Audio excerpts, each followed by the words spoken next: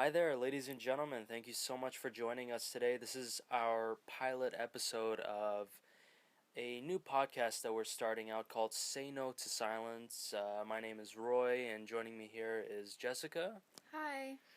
And basically, we're starting a series of shows where, shows more like podcast recording sessions where we are going to be talking about a number of different subjects. Each podcast will primarily be devoted to a specific topic. Now, today on this pilot, I'm basically just going to talk to you about the importance of speaking out and not staying silent.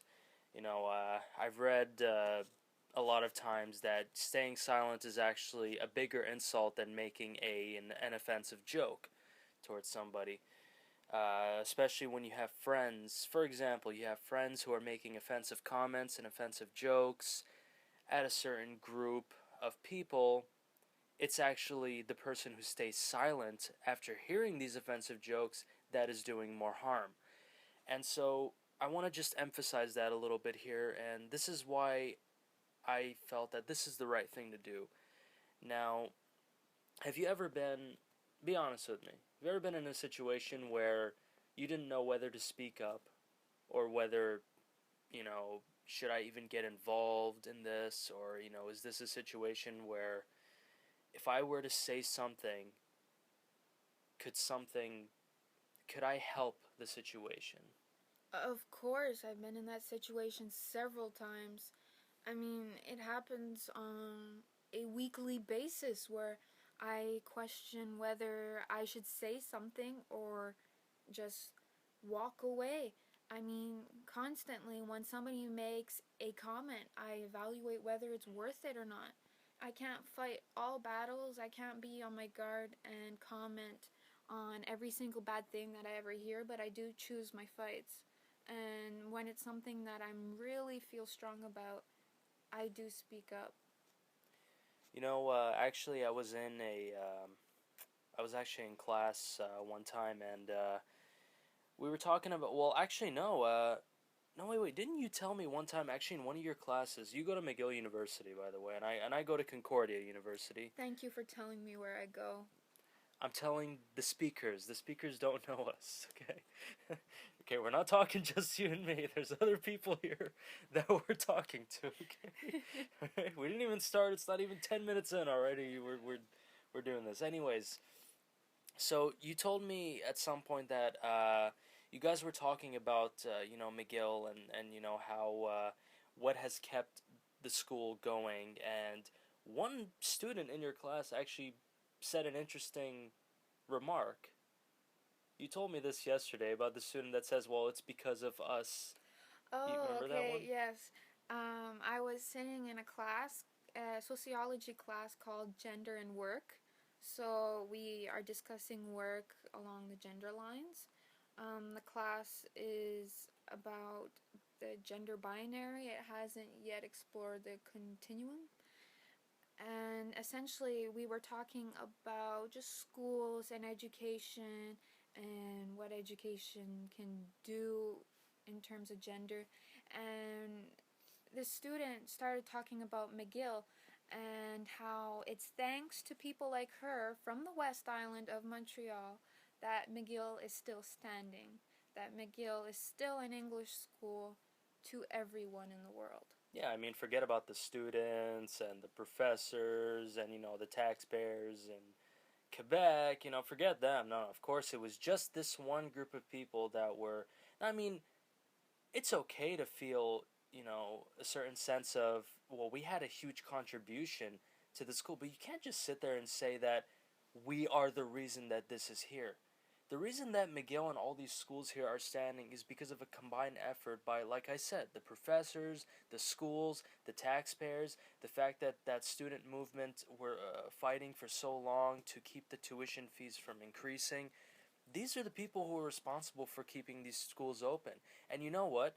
Uh, Talking about speaking up, that's another organization that I am greatly inspired by, the students movement. If it wasn't for them getting out and speaking up about these tuition fees, rising to this substantial level that it's going to get to a point where it's going to be almost impossible to go through university without at least taking one semester off to acquire a good amount of money in order to even continue with education. It's because of people like that that the school still stands, and that it just basically, the idea of just if something is bothering you, if you see something in front of you that is bothering you, and you think, even if you have nothing to do with the situation, like, I understand people tell me don't ever interfere in a fight, don't ever get in the middle of something, it's none of your business. But at the same time, you walked past it and you saw it, you were there, you saw it, so how is it not your business? I That's just me. I don't know. That's just me. I mean, you're really going really deep into it. I I don't know. I guess it depends for the person. Maybe. But like, I'll tell you something that I was in Starbucks, and there was this one customer that was in front of me that I wasn't even paying attention at first, but uh, she had her order was wrong, and the typical customer anger thing. But what I found it really interesting is that she immediately went after the partista, whoever was working there, after their the color of their skin. Immediately started. I'm not even. Yeah, they were. She just, without even talk. She didn't even mention the coffee once. She immediately went after. It's like, oh, people coming into this country and just taking these and screwing up everything, and blah blah blah. You should get out of this country and everything. You know, I was there and I heard this. Did you want me to just stay quiet and say nothing? Because I found that very, very offensive. I You, can't. sorry, you just have to take a moment to recognize how ridiculous that is, because a lot of immigrants come from like not tropical countries, but countries where they grow coffee. Exactly. we just import it. We don't make the coffee here. We just import it. So yeah, that's kind of. But yeah. So I actually stepped in, and I said, I don't even remember what I said. I just went over the lines of, ma'am, that's extremely offensive what you're saying. You have no right to say that to him. Go back to your country. Maybe he was born here. You don't know him. You've never met him in your entire life. Who are you to judge this person just based on the fact that he messed up your coffee order? It's just a coffee order. And then you want to go after this person psychologically? Because what? You want to prove a point, or you want to get something off your chest because you're having a bad day? Let me tell you something. If you're having a bad day, stay at home. If you have no work or no school to go to and you're having a bad day, stay at home. Don't go out and impose your anger upon other people who are just trying to do their jobs. I know people mess up. I'm sorry to break it to some people, but nobody's perfect. Neither am I. I'm far from perfect, and so are you. So don't even bother going after somebody psychologically just because they messed up something. Just be patient and they'll get it right.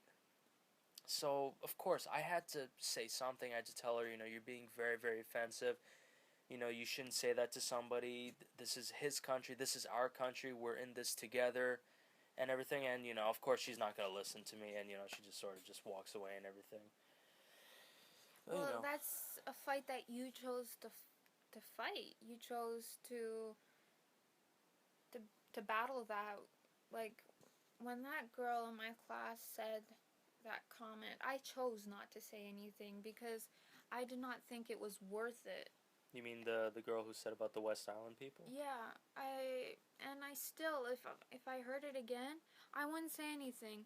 I mean, yes, it's a battle that I can fight, but what's the point? I mean, clearly this individual is determined that she is right and that French Canadians are wrong, and who am I to change that?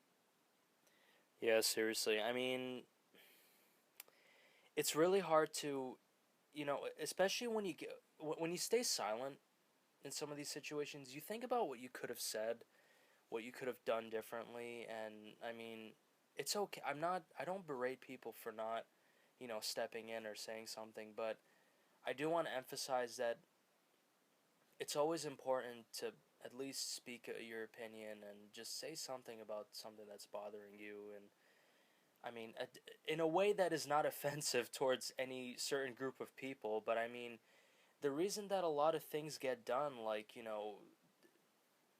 people in high political positions, I'm not saying all of them make bad decisions, but, a number of them do tend to make decisions that, that are kind of not beneficial for the general public. And, it's thanks to people that speak out, against these choices that we continue to live generally as good as we do now. I mean, I'm not saying that we're living perfectly, but, you know, I'm just saying if not as many of us were speaking out, things would be a lot worse. And I don't think anybody can deny that. But yeah, so I mean, back on the podcast. This is this is just a pilot. This is basically there's no real formula that we're following for this specific recording session. Like the next podcast that we're doing, we have a list of different subjects that we're going to be talking about. Like, for example, we could talk about sports, talking about movies, talking about the school system. I don't think I'm gonna go after politics. I mean, I don't like to mention names. I really don't. I like to keep names as far away from criticism as possible. You know, a name in politics can ruin a career, but it's something that affects every single one of us. I mean, I can critique a system, like maybe, maybe this particular system of this is not working, but I don't really need to mention a name. I don't need to mention a party. I think it would just be better that way. But yeah. So another thing I want to emphasize too is, and at some point, one of these recording sessions is going to be dedicated to bullying in school. And I got a lot of stories, man. Like a lot of stories, not just in terms of like talking about bullying, but I have a ton of stories in terms of like I've made so many strange choices and hung out with a lot of strange people, and I have a lot to say. And, I got the idea of telling stories from my past because I was in a situation where I told my friends a story that I didn't even think I would ever come back to. And after telling them, we were able to laugh about it. And it wasn't a particularly happy story. It was sort of like a dumb decision that I made. And we were able to laugh about it. And I felt really, really good about it. Like, extremely good about it. And I felt, you know what? I need to remember a lot more of these stories and decisions in my life. I feel like it's going to help a lot, and, Well, I don't know about the people listening to this right now, but I do know that I want to hear this story. Well, the stories will come. I promise. There's a lot. I mean, let me see. Let me see. Okay, well, I'll give you just this one small one. Okay, I went to a French high school when I came into Canada. My family and I, we lived in the States pretty much throughout my childhood until about the age of 13. Well, I'm 24 now. About the age of 13, we decided that that was when actually during the Bush administration that there was something that happened with the real estate and The recession? yes, exactly. That's why I have you here. But Oh, thank you for objectifying me. so anyways, the recession and we were my parents figured, you know what, it would just be better to move to Canada. I was born here in Canada, so we figured it would be better if we moved here, and it was a good thing we did because they were able to sell the house that we had in Kingston, New York, which is where I lived for, a really good amount before the recession actually went into place. But anyways, all right. So we moved to Canada, and I went to a French high school, and this French high school was like a jail. I'm not gonna mention the name of the high school, but it was a jail. Okay, I'm telling you, like the people. If you studied, if you were one of the people that tried to study, you're screwed. You were getting screwed. You were getting messed with. You were getting screwed. Now, it was during the winter, and we had just finished recess. Right? It's freezing outside, and the bell rings. I need to come inside and go to my class.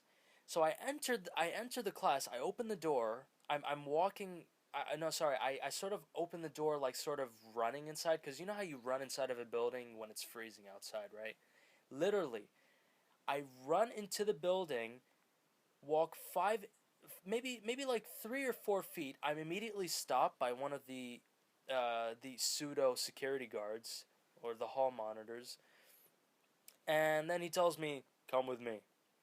So I'm like, okay. I'm like, what did I just came in. He's like, come with me. So we go to the office, right? And I'm thinking, okay, he's probably just gonna give me, what do you call it? Detention or something, and I'll talk about detention another time because that's hilarious. These guys pull me into the office and they say, "You're cleaning the cafeteria for the next 2 weeks." You're cleaning the cafeteria for the next 2 weeks. Now, this is not a private school. This is a public school filled with people that smoke marijuana, go outside and drag race in the parking lot. Yet I'm freaking cleaning. I'm cleaning the cafeteria while people are eating in it, no less, so that all the people that normally used to mess with people on a daily basis can see me sweeping and mess with me even further. And I'm not even joking, I told the hall monitor guy to fuck off. I'm sorry that I have to swear, but that's what I told him. And they didn't take that very well. Oh, I can imagine. Well, look, I tried my best in that school. I was trying to I was trying to study as much as possible, and here they are punishing me for coming inside of a building like for 5 minutes. And this has nothing to do with bullying, guys. Like this is just a random story that I'm just remembering here. This school was terrible. This is like on a daily basis, I would see children or people that I would normally see in the library studying. These guys at recess, they're scrubbing windows, they're scrubbing the floor. Yet I'm going outside and I'm seeing people smoke weed and drag, like I said, drag racing, like drifting in the parking lots. And those are the guys that always get away with it. So it was just a mess, man. And they had the audacity to give us uniforms like they were some sort of privately owned, mature, elitist institution or something. It was just weird. How'd you go to school, Jess? How was your school experience? Well, my school experience was very different. I went to an English public school in the rural part of Quebec, and really, it was a small high school. Well, it was a small school because I went there from kindergarten to secondary 5, and there were 30 people in my class, and I knew these people from the age of 5, 4 or 5, up until I was 17. So they were more like brothers and sisters. I mean, we stuck all close together, and bullying was not tolerated by anyone because, you know, you attacked one of us and you were attacking us all.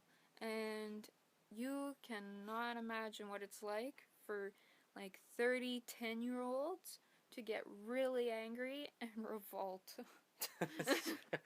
I mean, yeah, I mean that sounds like a pretty typical school system. I mean it's great. Any school that sort of speaks out against bullying like that, I'm always all for. But I mean, again, this is just a very very small segment. I have a lot more to talk about in terms of like the school system and my school life in general.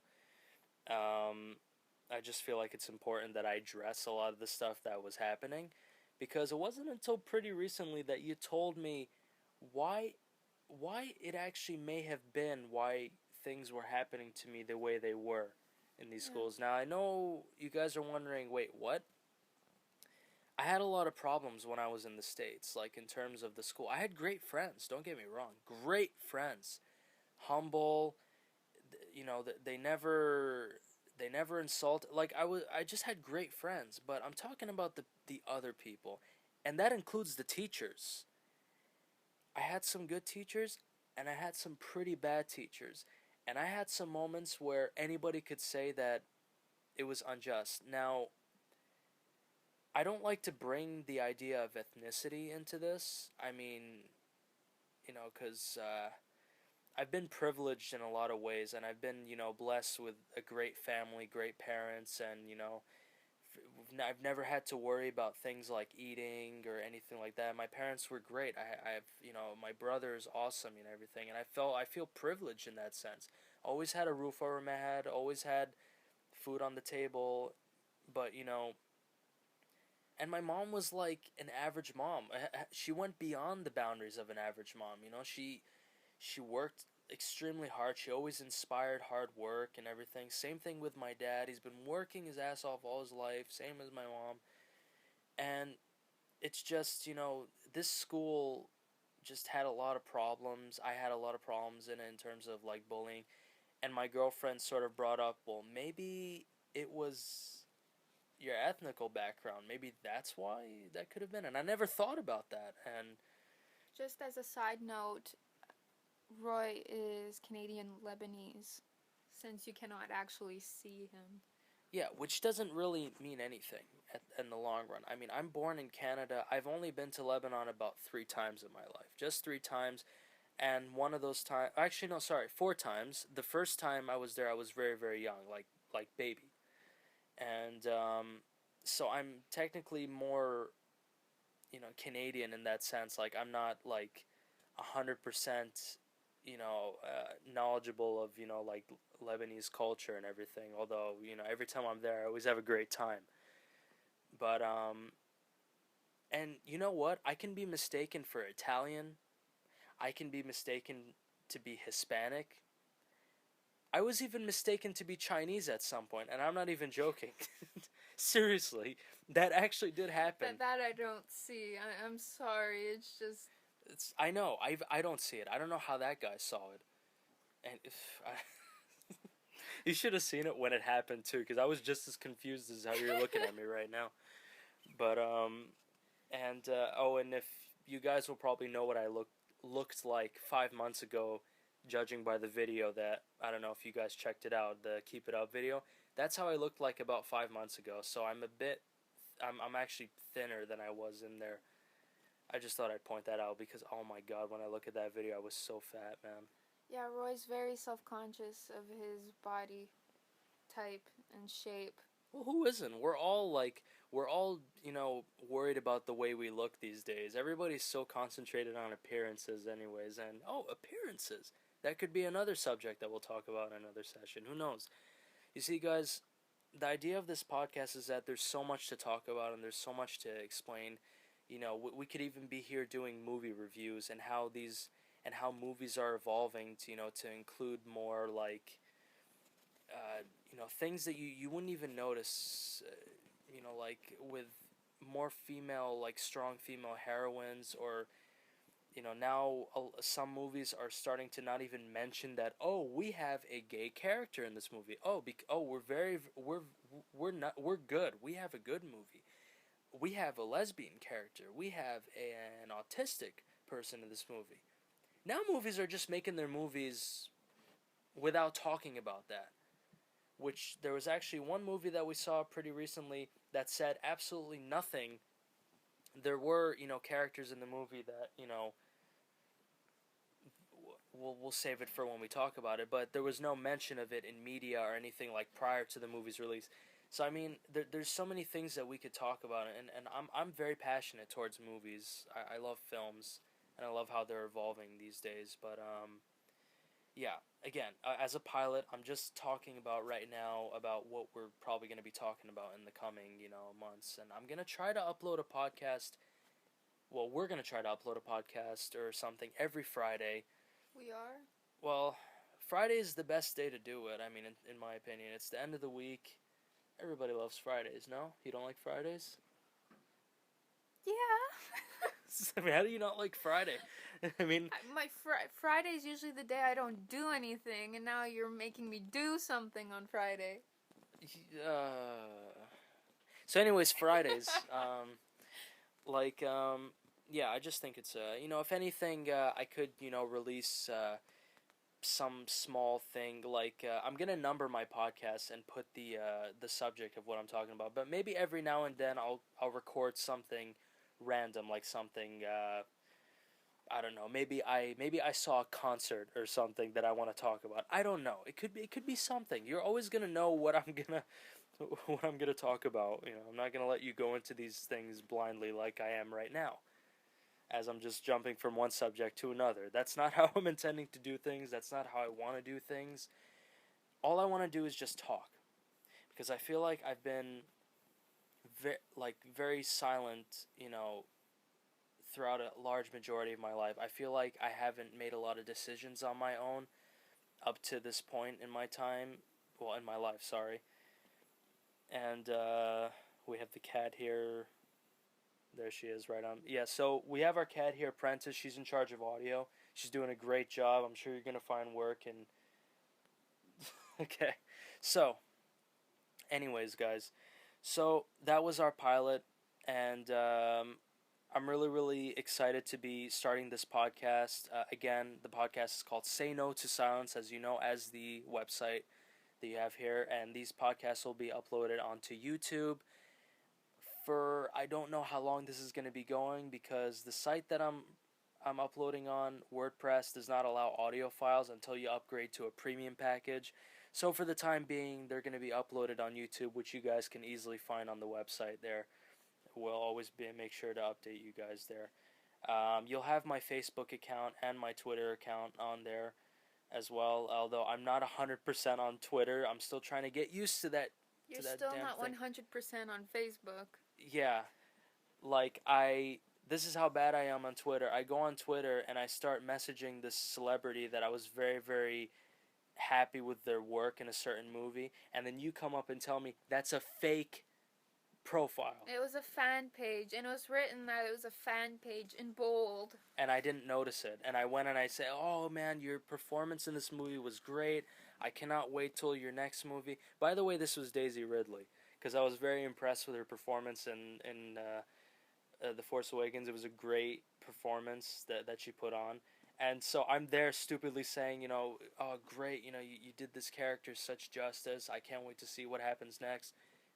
And it wasn't really her. It was a fan page. So yeah, I still need some time to get used to it, but live and learn, right? So, anyways, guys, thank you so much for listening. This was our pilot. This is Say No to Silence. I am Roy.